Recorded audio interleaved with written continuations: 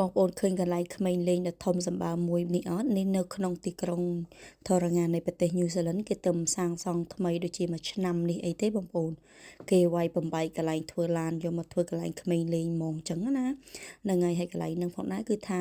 free លេងអត់អស់លុយទេបងប្អូនគឺដីបោះរដ្ឋ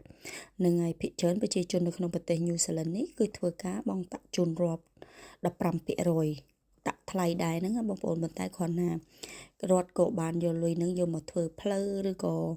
មកសាងសង់កន្លែងក្មេងលេងឬក៏ប្រើប្រាស់អីលក្ខណៈអញ្ចឹងទៅណាបងប្អូនតាមដែលតម្រូវការអញ្ចឹងទៅបន្ទាប់មកនេះខ្ញុំឃើញមេឃល្អពេកហើយក៏នាំកូនខ្ញុំមកលេងនៅ playground ហ្នឹងទាំងអស់គ្នាកន្លែងហ្នឹងធំបងប្អូន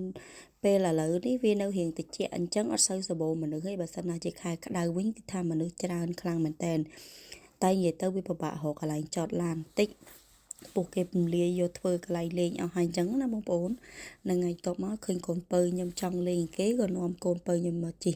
ស្លាយដែរទៅខំដាក់ថតប៉ុន្តែជួនជាចៃដន្យអប៉ែនេះវើយដើរអត់មានមើលកាមេរ៉ាខ្ញុំសោះទៅពេលឲ្យខ្យល់ខ្លាំងពេកបងប្អូនអើយខ្យល់ខ្លាំងអញ្ចឹងក៏គាត់ថាអញ្ចឹង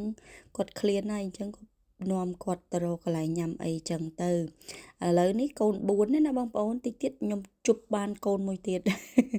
ចឹងនិយាយថាក្មេងទេប៉ុន្តែកូនច្រើនបន្តិចដេកបដប់បន្តិចដល់ពេលចូលដល់ហាងហ្នឹងខ្ញុំឆ្ងល់ថាម្នាក់មើលមុខខ្ញុំពីរនាក់មើលមុខខ្ញុំមើលនោះមើលដល់ពេលឲ្យខ្ញុំនិយាយទៅអូបែបគេឆ្ងល់ថាខ្ញុំក្មេងសោះកូនច្រើនមើលទៅចុះបើមកតុកគួយឡើងពេញហ្នឹងហើយកញ្ញាកូន5និយាយទៅគេពងល្បីនៅ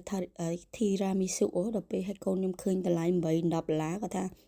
អត់ញ៉ាំឯងញ៉ាំអានេះវិញធូរថ្លៃកុំឲ្យមកអស់លុយច្រើនពេកអរគុណបងប្អូន